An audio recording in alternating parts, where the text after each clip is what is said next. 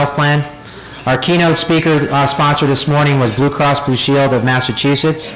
The lunch you're eating right now was sponsored by Fallon Community Health Plan. Later this afternoon, we'll have a carrier panel, and that will be sponsored by Harvard Pilgrim Healthcare.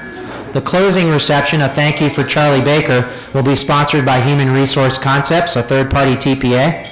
The schedule at a glance, this that all of you are using to navigate yourselves through our association meeting today, has been sponsored by Health Advocate. The CE programs, and I've received some very favorable feedback on them, is sponsored by No. 1 Insurance Agency, and our general sponsor is Mass Mutual Financial Group. So I'd like to ask all of you to give them a rousing round of applause for that.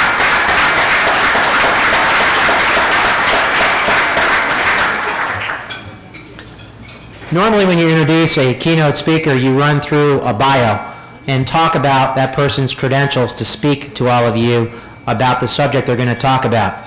Brian and I were talking, and I've had the distinct pleasure of seeing him speak before. I've read his book, and we both agreed that I don't need to look at his bio, and I don't need to tell you what his bio says. So without any further ado, Brian Dodge.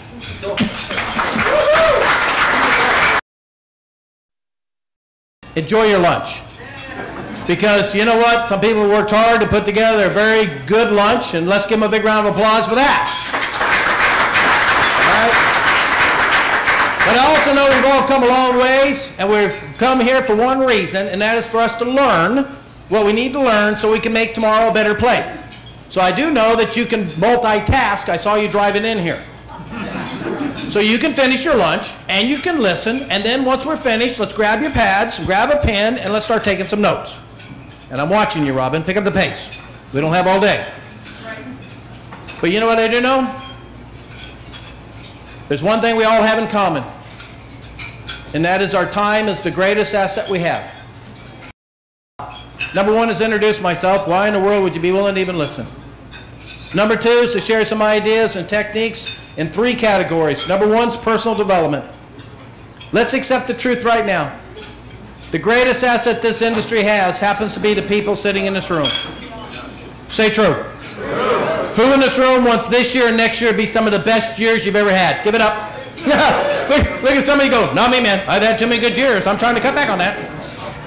And then we're going to talk about goal setting in a way I guarantee you've never heard. And then we're going to talk about leadership. And I have to do that in the shortest amount of time possible.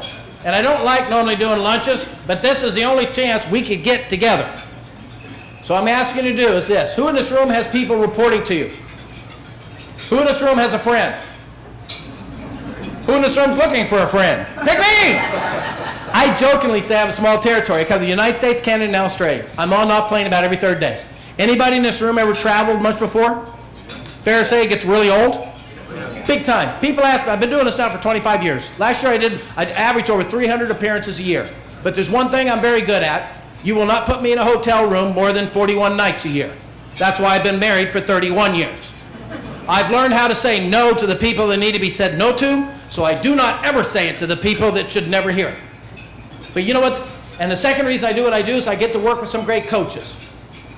I believe where you are today, where you be tomorrow is nothing more than the books you read and the people that you meet. And the most important reason I do what I do is I get to work with some great salespeople. And I want to clarify something right now.